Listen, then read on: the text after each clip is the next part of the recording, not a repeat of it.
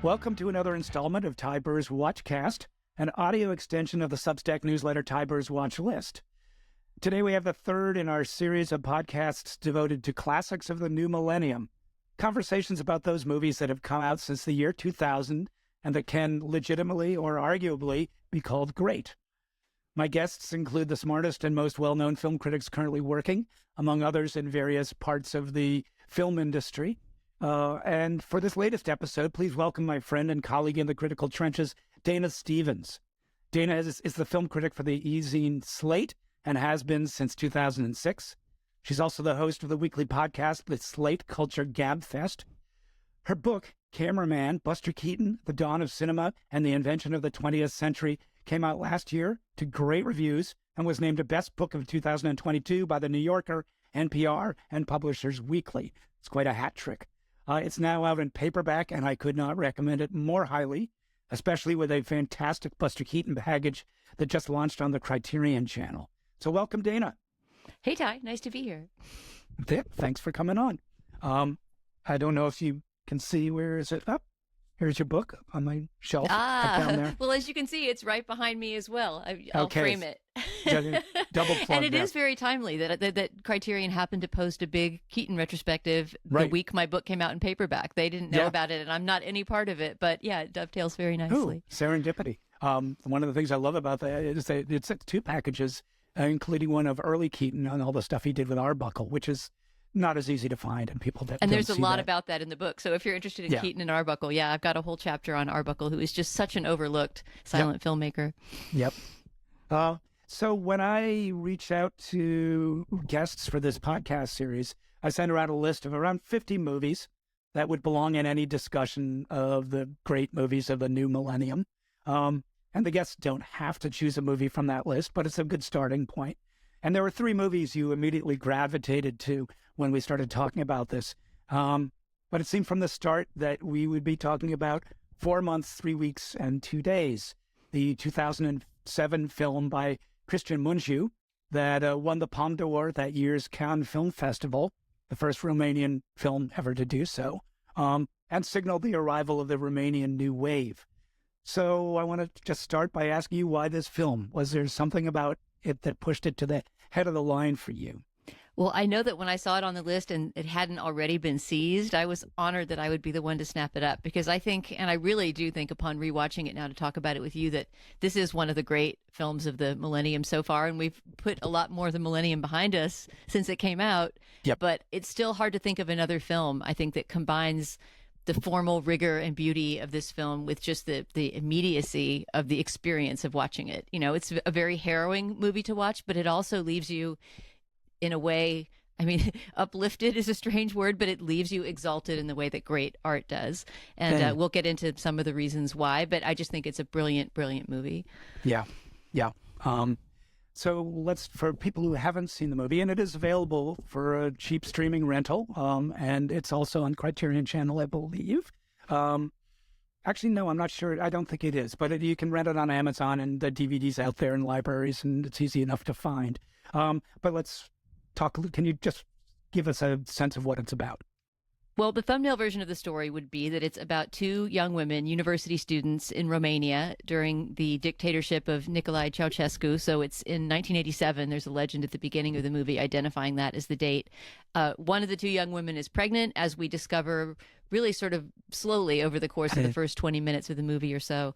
And the other, who is the main character, is trying to help her get a very back alley abortion in a country where it is illegal both to give and to receive abortions. So the rest of the movie will be really a sort of road movie of the two of these young women renting a hotel room, contracting with an abortionist who turns out to be a very sleazy guy, and we'll get into that character and scene as well.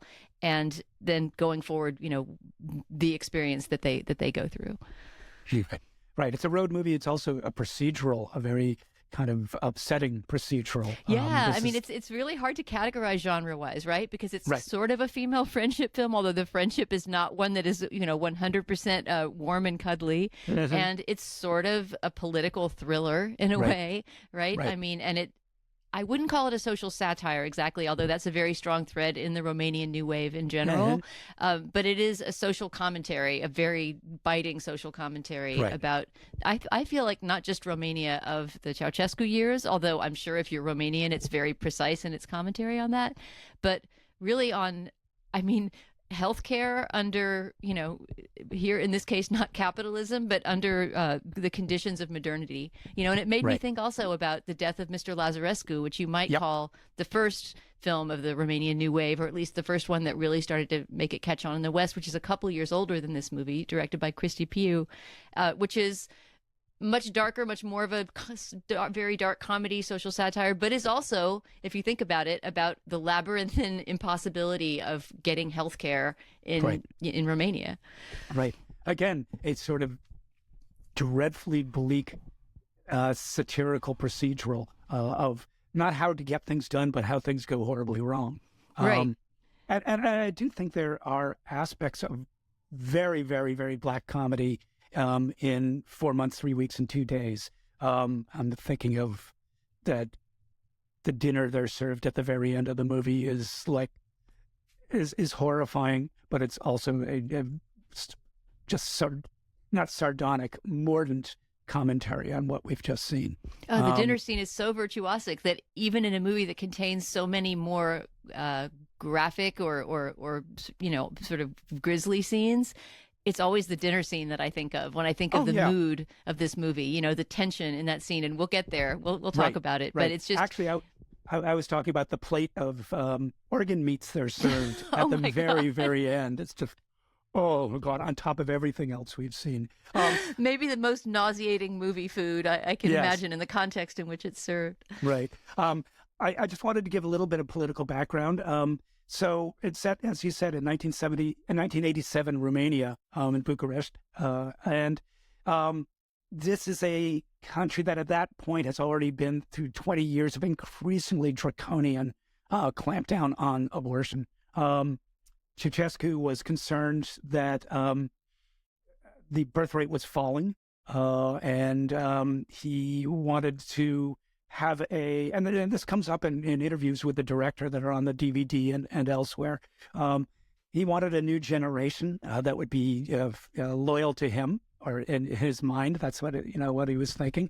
So he really wanted to get the birth rate back up. And in fact, in the years after the initial banning of abortion in 1967, with Decree 770, criminalized abortion. The birth rate did actually bump up, and then people started figuring out ways to get back alley abortions to get around it. And to the point where in the early 80s, in 1984, so 3 years before this movie, the government clamps down even further. And according to Wikipedia, women of reproductive age are closely monitored, required to undergo regular gynecological examinations at their place of employment, and investigations are carried out to determine the cause of all miscarriages. This, to me, sounds like what some people would like Texas to be, and some of the other states that we're currently rolling back abortion regulations, abortion availability. And it's worth pointing out that over 9,000 women died between 1965 and 1989 in Romania due to complications arising from illegal abortions. So this is the undercurrent. This is the background to what is going on in this movie about, as you say, two friends. It's not exactly the most balanced friendship. And I think one of the things that is the most surprising on a first watch is that a viewer quickly realizes that the main character is not the pregnant woman, but the best friend. And I'm wondering if you could say something about that. Yeah, it seems like this is almost something that that happened in the course of developing the movie. Cristian Mungiu, the director, has talked about, for example, there is a scene of the other young woman played by Laura Vasiliu, the one who's pregnant, the character Gabita, meeting with her father, that was cut from the movie because ultimately Mungiu decided this isn't really a movie about her. It is a movie about her friend Otilia, played by the amazing Anna Maria Marinka, who who goes in search of everything she needs. I mean, Anna Maria Marinka's character, you might think of her as a sort of fixer, right? I mean, that's certainly not professionally what she is. She's a tech student at the university, but from the very first frames of the movie, you see her going and getting the soap and cigarettes that her roommate needs, and making black market deals to get stuff together, and figuring out how to rent them a hotel room despite the bureaucratic oversight that has kept them from getting the one she's already reserved. It's all about her ability to think her way out of these situations, complications that come up. And I feel like it ends up being a movie about, it's not so much a movie about the emotional bond of friendship, but about the commitment, the commitment and responsibility that being a friend and being a good human being requires, and by the end of this movie, although we know little about her interiority, right, because she doesn't talk about herself very much, I feel like we're just experiencing everything in real time with this character, Otilia, so intensely. And it's really the camera work that does that in part. It's the extraordinary performance of Anna Maria Marinka, and then it's Oleg Mutu's cinematography, which I really want to get into with you, because it's this is one of those movies where it's really, really obvious that the whole crew absolutely understood what the vision was and what they were going for together. Right. And it seems like Oleg Mutu, who was also the cinematographer for Munju's first movie, really developed this style in conjunction with him, in which we follow the characters very closely. There are very long takes, but they're not show-offy takes at all. Right. It's not one of those labyrinthine Paul Thomas Anderson, sort of virtuosic takes, right? They're very quiet and simple. But it all works so beautifully to feed you into the subjectivity of that main character, don't you find? Oh, absolutely. And I think it's interesting that they only move the camera when the character moves, when their character has to move out of frame. So there's no self-conscious camera work in here. There's very much nothing a sense to detract that the camera, from the story. Yeah. Right. The camera is moving almost with her breathing, right? It's almost in rhythm with her body in a way, especially in those late scenes where, the whole soundtrack is the sound of her breath as she's kind of breathlessly rushing around trying to solve yet another complication that's come up. It's really, really extraordinary camera work. And it struck me too, thinking about when this movie came out, that in the mid-2000s, we were really at the height of that Peter Greengrass shaky cam tradition that I think everybody was really annoyed with. By 2010, we were just all really sick of that jagged, fake documentary camera that sort of moves around for no reason, or maybe if it's a scene of like a battle scene or a fight scene, it makes a little bit of sense for the camera to joggle around like that. But remember that era where just people sitting in an office would still be filmed that way for no reason. Right. And that is never, ever the case with this handheld camera. It's a handheld camera that always moves with purpose, and that never distracts you with drawing attention to the fact that it's a handheld camera moving around, right? I don't know what kind of, if he had a steady cam on his body or what, but there's a real smoothness and sinuousness to the way the camera moves that you don't think about it, but yet it's leading you into all the spaces that it wants to lead you into. Right. And it's breathing in the way that a handheld camera does, as opposed to one that's fixed to a tripod or a crane. But you're not aware, even in that sort of fake shaky cam way, of an operator, a sensibility behind the camera. And it's an interesting sidelight that every now and then something comes along in the culture that redefines what realism means. So back in the cinema verite days, that was what was realism. And then in the at the turn of the millennium, that Paul Greengrass shaky cam, well, that means realism. That means we know visually that we're watching something that's supposed to be real. And then along comes the Romanian New Wave and just redefines what realism in film is. It's a steady, uninflected gaze that doesn't call attention to the camera work, but lets the audience, just sort of go straight to the heart of what you're looking at. Right. And some other techniques, too, that I feel like are common to a lot of these Romanian films that certainly Munju uses really well here. Real time, for example. Not that the whole movie is in real time, because it takes place over a day, and obviously it's not a 24-hour-long movie, but many, many individual scenes have that real time feeling, of a camera just plonking down, watching a conversation, watching people not have a conversation and move in and out of the frame. There's a observational quality to the camera work that forces you to experience that duration.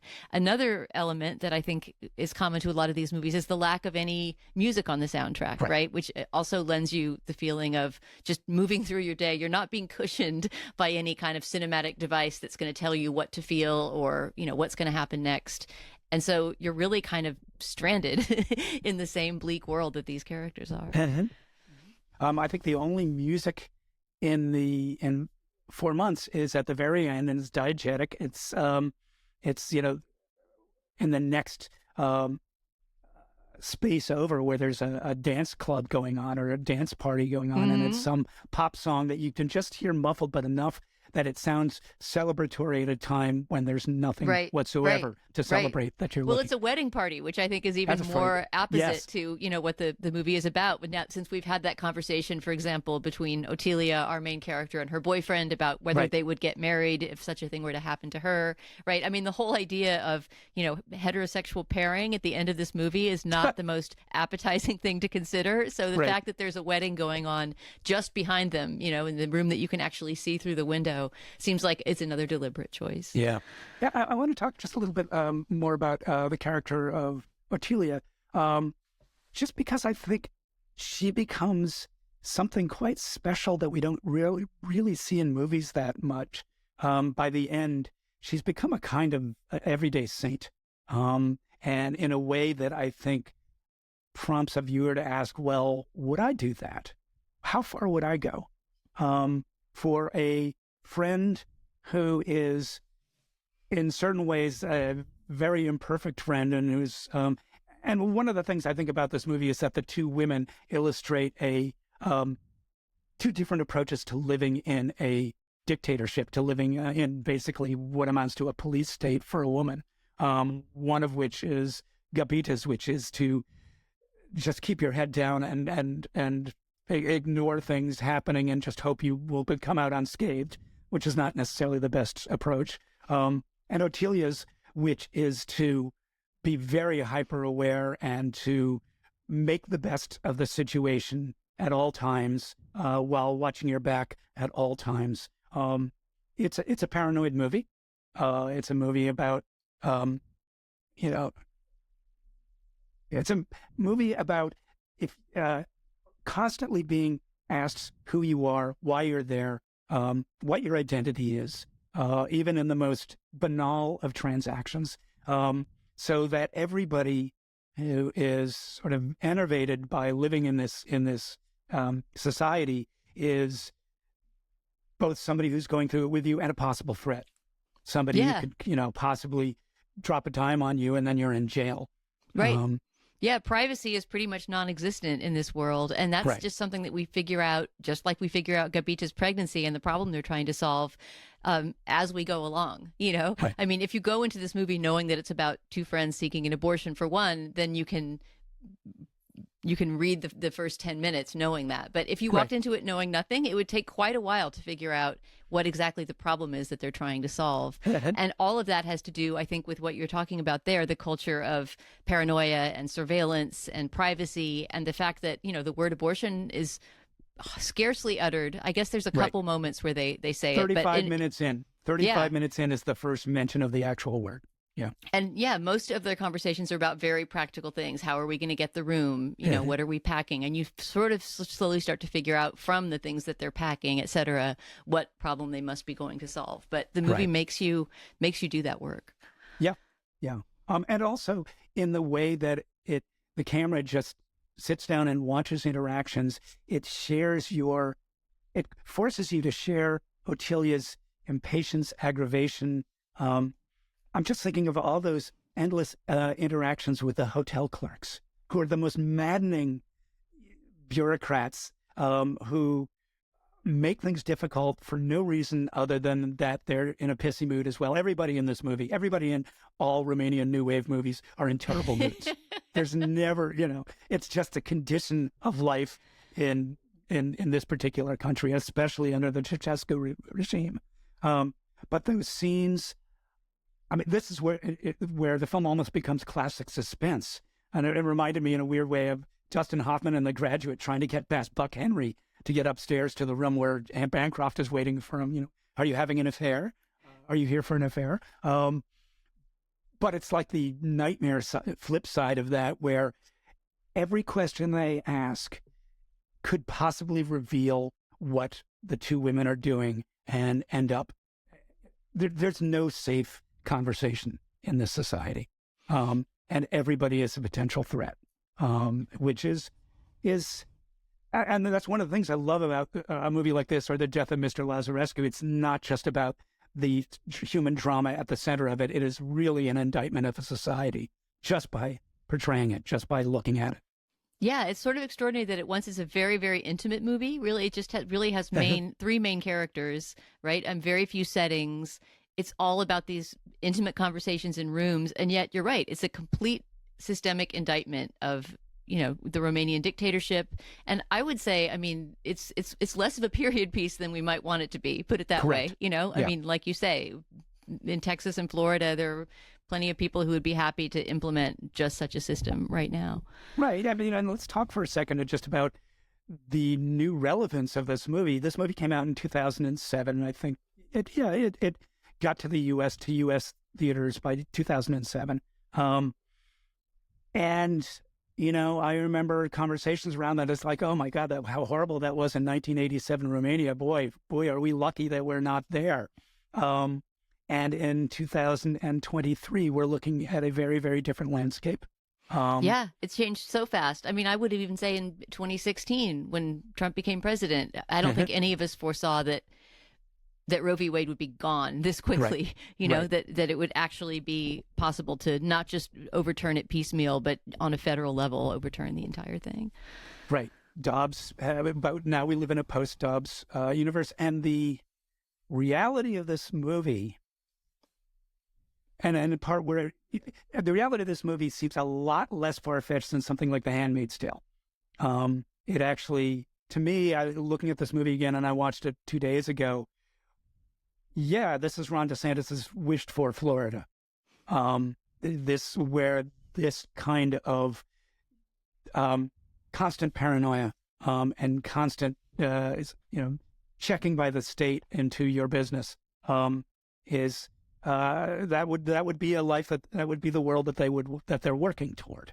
Right, and for ostensibly completely different reasons, right? Like you said, in Ceausescu's Romania, it was supposed to be a population growth measure, right? Right. And ostensibly in fundamentalist places where the right to abortion has been nearly lost, it supposedly is on religious grounds, but there's really the ultimate commonality is it's controlling what women do, right? Right. And I actually wish that I was thinking as I was watching it, boy, this is a movie that should be seen by pretty much everybody in the United States, especially young women, because I think what was when it was made the day before yesterday scenario is now looking increasingly like a possible day after tomorrow scenario. I mean, I think this is the best abortion-themed movie. It's about a lot more than that. I don't like to categorize it as just an abortion movie, but if you think about this wave, there have been a lot of excellent movies in the past few years. Well, Happening, just last year, the wonderful French movie about a young girl in the 60s trying to get an illegal abortion. Or a couple of years ago, Never, Rarely, Sometimes, Always, the Eliza Hittman film that I think she cited Munju's film as one of her influences. And it is essentially the same theme. Two girls go on a road trip because one of them needs an abortion. Right. And in fact, she actually responded to her movie is a response. And in her mind, if I'm remembering her interviews correctly, a correction to 4 months, 3 weeks, 2 days, in that she felt that the relationship of the two women was not wrong, but not one that there were other relationships that could be put forward. So in Never, Rarely, Sometimes, Always, the relationship between the teenage girl who's leaving rural Pennsylvania and traveling to New York in secret to get an abortion. She's accompanied by her cousin, who's also one of her best friends. And that relationship is really supportive. It's kind of the opposite of the one in 4 months, 3 weeks, 2 days, where the Gabita character is either incredibly naive or secretly quite manipulative or a mixture of both in ways that complicate, obviously, the drama for Ottilia, but I also think make it in certain ways, a richer human drama. But that's an interesting argument to have. What do you think? Yeah, that's one of the bravest things this movie does, I think, or most, just the most idiosyncratic and smart things that it does is make the young women's relationship so frustrating. I mean, Gabita is just, however much you may sympathize with her plight, she's a very maddening person, right? Yep. She's kind of a deer in the headlights. Yep. She doesn't take any responsibility for herself. She lies to the abortion provider, and we'll get to that scene about how far along she is. And of course, she does that out of fear, trying to make sure that she can get someone to still give her the abortion. But, that ends up endangering her own health. Endangering her and her friend's legal status, and just getting them into all manner of trouble. That she didn't come clean about that. She does thank her friend, but in some ways, we, the viewer who is so identified with her friend Otelia, feel like she's not even extending enough gratitude for the incredible sacrifices that Otelia makes for her over the course of this day. And maybe that's where the kind of saintliness comes in that you were talking about. I mean, Otelia is certainly not saintly in the sense that she's a goody two-shoes kind of character, right? In fact, she has this wonderfully sardonic, there's moments that she rolls her eyes. If you keep an eye on her face, she's one of the funniest things in the movie, because she always seems to be almost disgusted at the, kind of absurdity and stupidity that surrounds her, right? Socially and politically and in every way.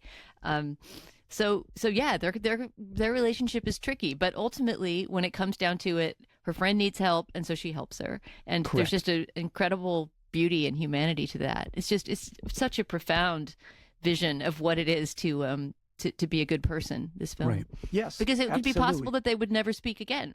The very last real line that we hear in the movie, other than talking about what they're going to order, is that Otelia says to Gabita, "Look, we're never going to talk about this again." And it's possible that their friendship will end, and this will be such a traumatic day for them that they'll never speak to each other again. But nonetheless, she was there for her friend, and that's in the end of the movie, that one human relationship is the only thing that seems to transcend, this utterly transactional and cruel world that they're living in. Well, but do you remember what Otelia does after she says, we will never speak of this again? What does she do after that? It's the one time, it's actually the second time. There are two times where the character breaks the fourth wall and looks out at the audience.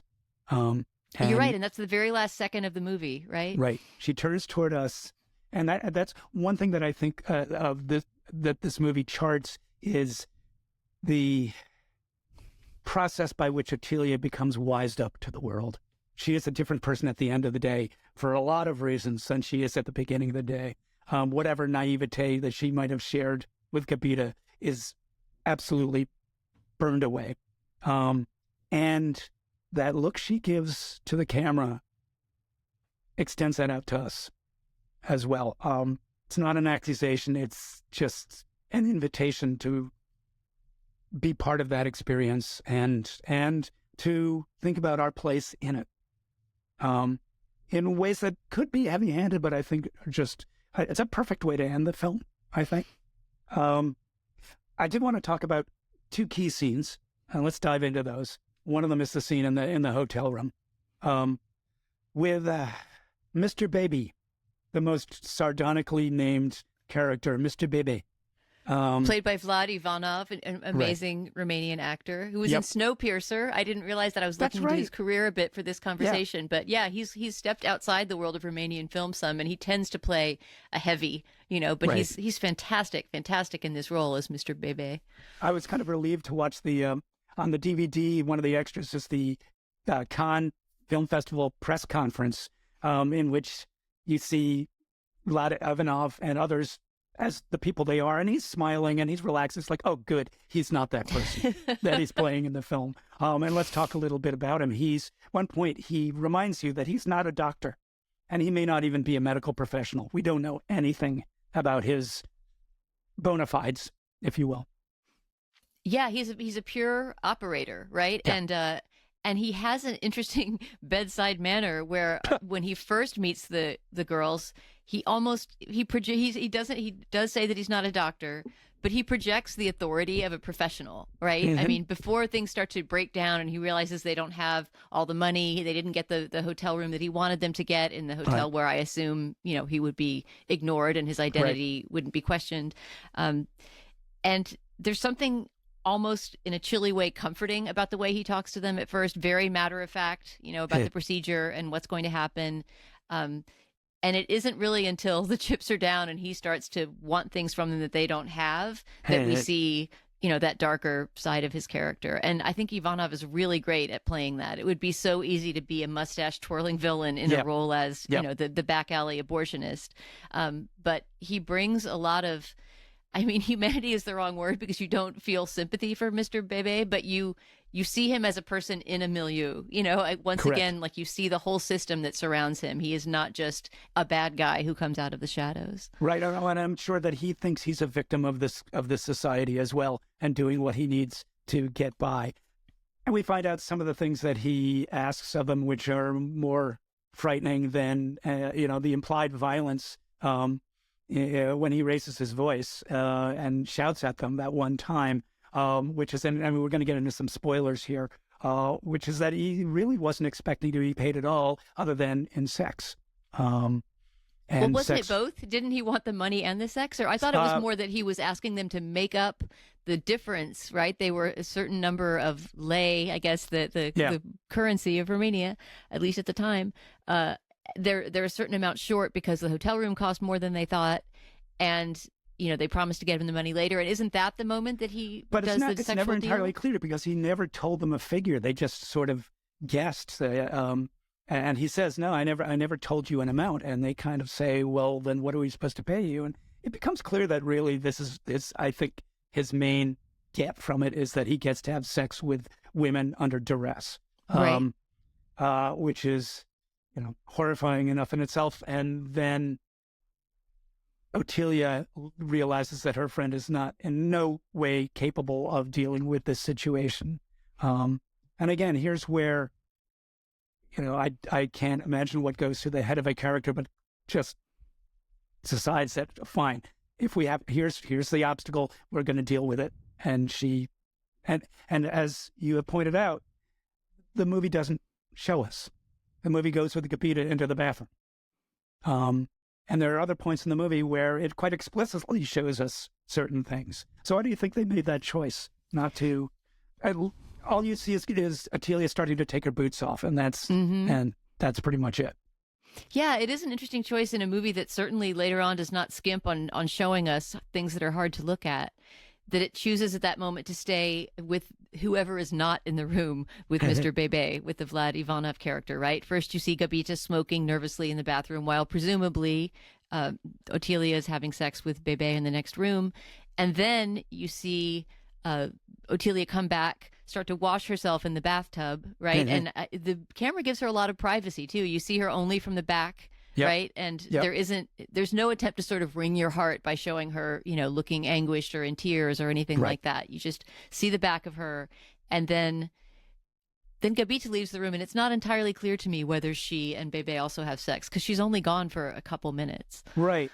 It's some synopses of the film. It says that both women have sex with him. And it's not clear to me at all whether Gabita does. But the important thing to him, anyway, psychologically, is that they both were willing to, right? I mean, Correct. It really is. It's a moment where you really see the cruelty of that transaction. And remember that the movie starts off with all of these black market transactions, right? Yes. It starts off with Otelia figuring out how do I get soap and cigarettes and Tic Tacs and all these things, right, on the black market. And so this is just taking that to the next level, right? Well, now the stakes are raised. You want something that's more difficult and more dangerous, so you're going to have to give even more of yourself. And it's an awful moment of sort of the ramping up, of the cruelty and transactionality of the film. I think the reason I imagine that the reason that they chose not to show the scene in any form and leave it to our imagination is that it's pretty bad in our imagination. There's a risk of sexualizing the moment. Which would be wrong. There's a risk of melodramatizing the moment, which is not in their interest in terms of the style of the film. And you're right, there's a shot later in the film that's a shot of again, spoiler alert, a shot of an aborted fetus that is about as literal as you're going to get. But obviously that's a different situation than showing what's essentially a grudgingly assented rape.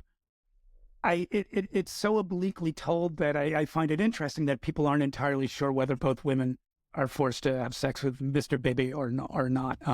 But again, the point of the scene seems to be this is what's asked, and this is what must be paid in this situation and in this society, rather than the sort of cinematic horror of depicting it. Yeah, and the aftermath of that for both women ends up being so much more traumatic and difficult than it would have been, right? I mean, this is so much what this movie is about, is that what causes the trauma in this movie is not the abortion itself. It's not the fact of deciding to terminate her pregnancy, right? It's all the incredible bullshit that they have to go through to get there, right? And the cover up, and it just it's a true indictment, I think, of that kind of, that kind of politics, the politics that gets up in women's uteruses, because the movie is really all about what they're doing is quite simple and seen as somewhat morally neutral, right? But everything that is horrifying in the movie is what has to take place in order for that neutral act to happen. I do find it interesting that apparently in Romania and elsewhere, the movie's been interpreted as both a pro-abortion movie and an anti-abortion movie, which actually just goes to how deadpan the approach is. If you have strong feelings one way or another, it's easy, I think, to project your beliefs on it. That said, I think you have to be crazy to think it's a anti-abortion movie. It's certainly anti-illegal abortion movie. Let's talk a little bit about the other sort of set piece scene, the one that, as you say, when you think about this film, this is the scene you think about, and that's the dinner party at Otilia's boyfriend's parents' house. Right. This is something that's also been skillfully set up from the beginning, right? Yes. Because in that early scene with the very sinuous camera following Otilia through her morning errands at the dorm at the university, one of the things she does is sit and talk to her boyfriend, Adi, for a few minutes. She doesn't tell him about the abortion until much later, so he doesn't know what her day is about to contain that she's embarking on. But he says, will you come to my mother's birthday party later on? And I mean, among other things, this must be one of the great depictions in cinema of being at a social event that you really don't want to be at, right? Like, all context aside, it's just the last thing that she needs to do with her day, especially after everything that they've just been through with Mr. Bebe, is to go sit and be nice and meet her boyfriend's parents for the first time at his mom's birthday party. But yet she does it, and so much later in the movie, yes, we get this set piece where, after we've been claustrophobically in the hotel room with the two women, Mr. Bebe, we see the procedure, not extremely graphically, but we do see sort of from the side, the 3, 2, 1. But we do see sort of somewhat modestly from the side, we see Gabita have a probe inserted and some kind of chemical injected into her uterus that's gonna induce an abortion later. Mr. Bebe then leaves, and then one of the first things that happens after they get her settled in the bed to sort of wait for this chemical to take effect is that Otilia says, I've got to go. I'll be back in an hour. And that's one moment where you know that she herself is not exactly lying, but she's putting a nice spin on it, because there's no way that she would have made it to the place, put in an appearance at the party and gotten back in an hour. I think, she feels torn and she feels guilty. And so she sort of promises that she'll be back in an hour. And then there's this long section of the movie where we have no idea what's happening back in the hotel room. It's such an interesting way to construct a narrative about someone having this hotel room abortion, because just as was the case when, we could have seen this, as you called it, a sort of, a grudgingly consented to rape, instead of seeing that, we see the aftermath. Same deal here. Instead of seeing what's happening in the hotel room, we're displaced with all the anxiety that you would feel if you were the friend who was displaced at that moment, thinking, what the hell's going on? Is she dying? Is she bleeding to death without me? I mean, there's so much stress and tension in every moment of that dinner scene, and it's so beautifully handled by the camera work. Nu râdeți că de la noi la spital cu cine mă întâlnesc de Paște în biserică? Stătea frumos pitit după un stâlpuț. Do you want to just talk about cinematically what happens in the mom's birthday party? So she gets there. Otilia gets there. It's the dinner party is already happening. It's a birthday dinner for the mother. She meets the parents and their parents' friends. So it's like 3 or 4 couples who are in their 50s, their parents, and the parents' friends, and they're already mid-conversation, and they're talking about banalities. They're talking about what you should talk about at a dinner party, but very class inflected. Do you notice that there's a lot of kind of class talk, right? And including some sort of jokingly snide remarks about Otelia's origins, because I guess she's from a small town, right? She's the first to go to university in her family. She's rural. She's not city. And while they're warm to her, they definitely have a lot of markers in their conversation about the fact that she comes from a more simple country kind of background than they do. Right. And you get the sense that these are people who have become very skilled at navigating a society that is basically a prison society, a society that is a punitive dictatorial system, but they've made their peace with it, and they know how to work it. And again, the conversation flows around Otelia. She's seated at the table, right in the center of the frame. Right in the center. Great composition. I thought it was interesting. There's a conversation with the cinematographer. Well, what's his name? His Oleg name? Mutu. Yes, on the DVD, where either he or Monju was talking about. Originally, they shot it with a shorter lens, so that it was more of a Last Supper tableau with Otelia in the center. And then they shot it again with a longer lens that narrows it so that it's closer, but you are more intent on what's going on inside her. As this conversation flows back and forth over her and around her, and she's nodding and she's reaching out for plates of food, and it's present, but less and less present as the scene unfolds and as that talk just goes on.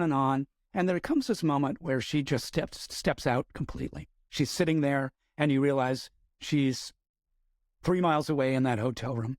And even more, there's a sense that she is hovering 2 miles above Romania, looking down at the system and going, what the fuck am I doing here? Yeah, and that is just, once again, is an extraordinary confluence of the way she's framed, the length of that take. It's one of those moments where you're experiencing duration in real time.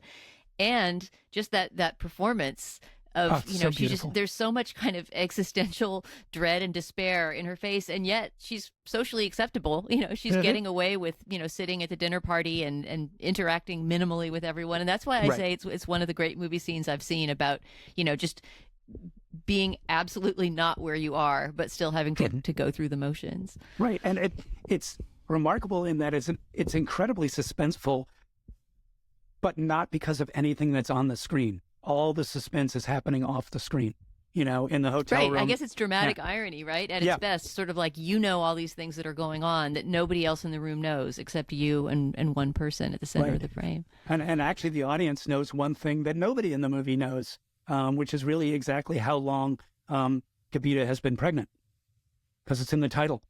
Right. And right. And even she doesn't know really how long she's been pregnant. Right. I hadn't thought of that. I read an interesting thing about the title that someone had written at the time, that it's a countdown, that the 4-3-2 is also, gives you a sense of the ticking clock, which is the very first thing you hear in the movie, right? There's a shot of the table with the 2 goldfish in a bowl, like the 2 girls trapped swimming around and around. In a bowl where the water has been clearly evaporating. A really sad looking like... goldfish tank and the ticking of a clock, So, I mean, nothing is by accident in this movie. Right. And I believe there's a ticking clock at the end as well. And in really? one of the final, not in the restaurant scene, in one of the final scenes, there is some ticking going on. Again, one of the things I love about the movie is that it's masked as a procedural. To do this, you have to do this, and then you have to do this, and then you have to do this, and then you have to do this absolutely horrifying thing, but just pretend it isn't horrifying. This is how you function in society. Tick, tick, tick, tick. Mm-hmm.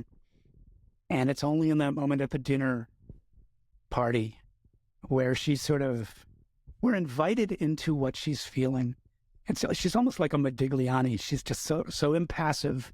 And she's just beautiful. The performance is so open in a way that it's heartbreaking, that moment. And that's why I think when people think of this movie, they think of that shot of her at the dinner table, just staring into space and thinking about the space that she's staring into. Right. Yeah. So after that moment at the dinner table, the phone rings, and she's the only person she and we are the only person that hears that phone ring and immediately perks up. Nobody else hears it. But she goes into Adi's bedroom, and they have a very increasingly tense conversation. I was wondering if you could sort of talk about what happens in that conversation, because their relationship dramatically changes in the context of what is a fairly quiet conversation. Wouldn't you say? Yeah. It's another marker of how much this day has changed her, right? And the day's not even over. There's worse to come. But when she has this encounter with Adi, of course, she knows a big thing that we don't know. She does tell him about the abortion. She doesn't tell him about Mr. Bebe and what they both had to do.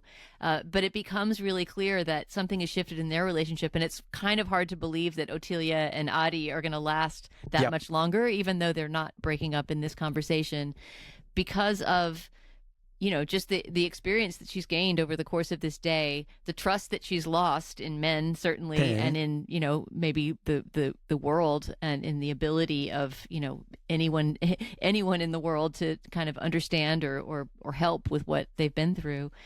And they have a conversation about what would happen if she were to get pregnant. And she points out, last time they had sex, he didn't use protection. I mean, he is certainly, although he's trying, I think, to be compassionate in this scene, and doesn't object, I guess, to the fact that her friend got an abortion, there's also just a sense that Adi is kind of dense, right? I mean, he's just a dude. He is not getting how transformational this experience is going to be for her and for her friend. I don't know that he could, because she can't tell him everything that happened. And I think she understands that itself is a larger problem with men and this particular society, and realizes that there's no way that he can step up to be what she needs at that particular time. Right. And she leaves very brusquely, which, given that she went out of her way on this day when it was, to put it very mildly, inconvenient to go to his mother's birthday party, right? She doesn't say goodbye to anyone. She very brusquely suddenly realizes, I've got to go, and she leaves. And you really get a sense that, in a way, she's washing her hands of that part of the world, the part of the world that wants to constrain her to, this is what you should be. You should meet my mom, which she says at one point to Adi during their fight, I don't want to spend the rest of my life cooking potatoes for you. I think she envisions, whether it's the case or not, but she envisions this sort of, heterosexual marital hell that he wants to trap her into. And she and it's very, one of the film's, definite touches of humor is in the middle of that conversation, the mother opens the door to the bedroom with some dessert. So, I brought you some dessert. She's all smiles. And then she clearly picks up on the vibe in the room that it's not a good conversation. And her face falls, and she literally just kind of tiptoes back out the door. So then she goes back to the hotel room, and Gabita is asleep, just sort of sacked out. And there's something awful on the bathroom floor. And it is interesting to hear the director in interviews talk about Christian Mungiu, about what he was going to show and how much he was going to show and how long he was going to show it for. And the shot is set up that it's almost like a fake out, in that the shot is on Ottilia's face as she comes into the bathroom, looks down at the floor, and the shot is held on her face as she looks at what is out of frame, and you're presuming, oh God, well, they're not going to show us that, thank God. And then she walks out of the room, and the camera tilts down, and there it is. It's the tilt down, right? Yeah, it's so brilliant. It's not a cut to the fetus, right?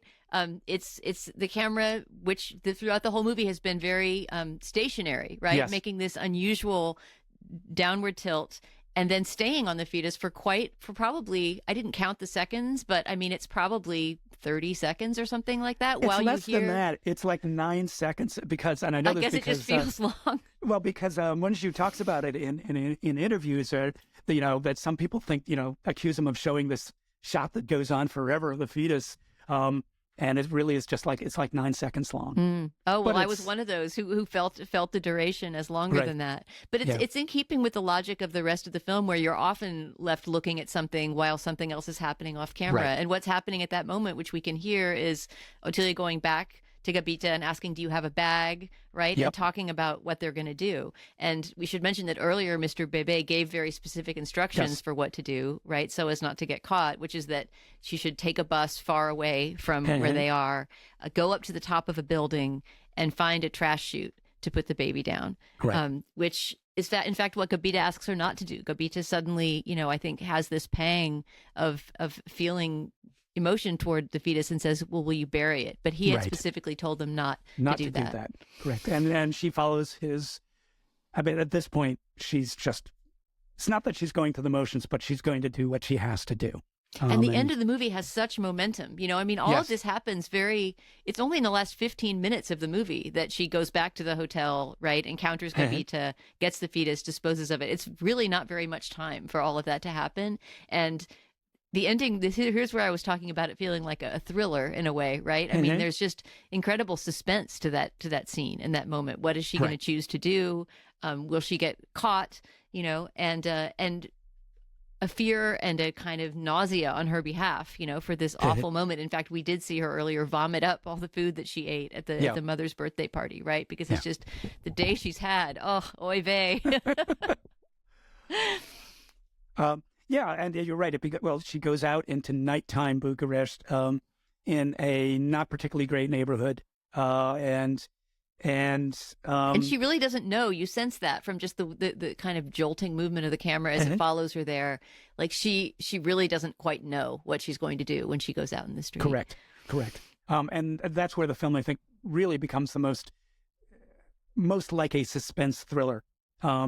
And with the paranoia that's shared by us, because we've already seen that everybody asks for your ID. Everybody who's in even the most petty position of power has the right to ask for your ID and basically essentially pull you over. So if that can happen for the most minor of offenses when you're walking around with a fetus in a bag, that's a little more serious. Did you notice too that Mr. Bebe left his ID at the hotel? Yes, I did. I wondered what was meant to. I mean, one practical thing that it signifies is that they're going to have to see him again, right? She takes his ID from the hotel, the one that he forgets to pick up. Seems like a very sloppy move on Mr. Bebe's part for being so paranoid about getting caught. But it means that one of the two women is going to have to see him again. Presumably, he's going to come back for his ID. It made me question whether it was in fact a real ID, whether you could even get away with doing that in this particular society. I think he just booked. He didn't want to be seen at the front desk anymore, so he just lit out and presumably can get another ID. It hadn't occurred to me that they might have to see him again. I don't want to think about that. Well, do we have anything to say about the very ending of the movie and the place that she finds Gabita? She does eventually. She tries to get a cab. Otilia does. She can't get one. She considers, I think, dumping the baby in a sort of bin on the street. Right. But then some dogs start barking at her, harking back to something Mr. Bebe said before, right? Don't bury it where dogs will find it. I mean, this is just such a grim image.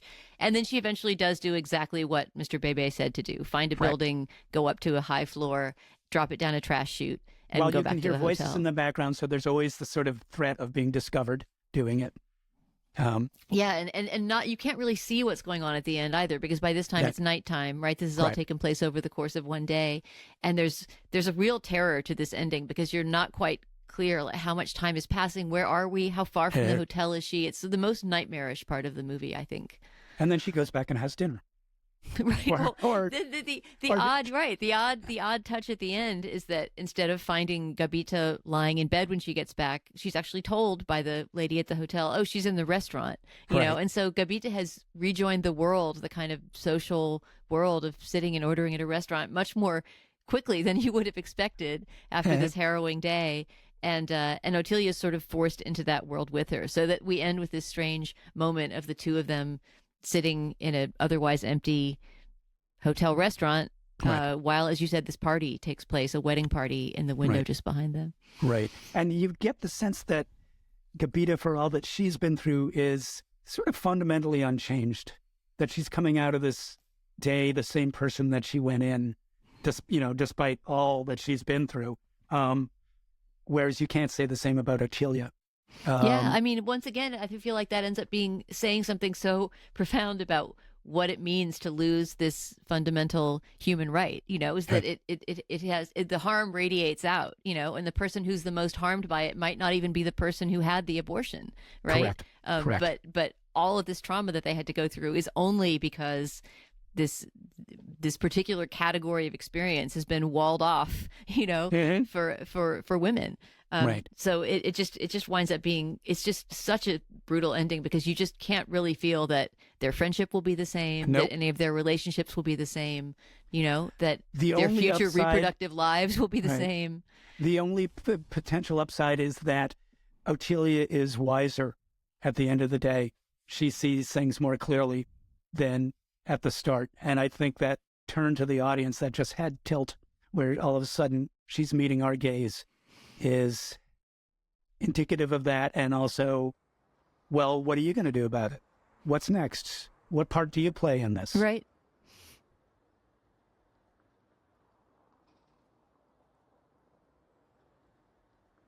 Again, go down to Florida and show it in sex ed class. Because that moment at the end kicks it right back into our laps.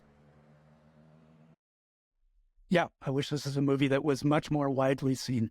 And I do know that people who have seen it who are not, foreign film fans, the people who've seen it in classes and stuff, if you just go online and look at Letterboxd and other places where people are just sort of responding to it, it's a shattering movie, I think, to anybody who comes across it. And I think people, even for its slow pace and non-Hollywood approach to narrative, respect what it's doing, get what it's doing, meet it, or more than willing to meet it halfway. Yeah, it's a harrowing movie to watch in many ways, but I want to stress this to people who listen to this conversation and don't know if they're on the fence, if they want to watch it or not. And I think I said this to you before we started taping, but even though it is brutal to watch, there is something uplifting is way too corny a word, but there is something exalting about a beautiful work of art about a painful subject, and this is never a sadistic movie. It's not a movie that wants to make you feel bad or like rub it in your face or something like that. It's there's a gentleness and a humanistic force to it, even though the things that it's about are often hard to watch. Correct. Well said. And thank you. That's all we have time for today. In upcoming weeks, keep an ear out for new episodes of the Watchcast, where my guests will include film critic Sam Adams and film composer Mason Daring, among others. I'm Ty Burr, and you are listening to Ty Burr's Watchcast, part of the Substack newsletter Ty Burr's Watch List. You can find more podcasts, reviews, and tips to navigating the streaming video landscape at tyburswatchlist.substack.com. Thanks, Dana Stevens, and for being my guest, and thank you, listeners, for listening. Take care.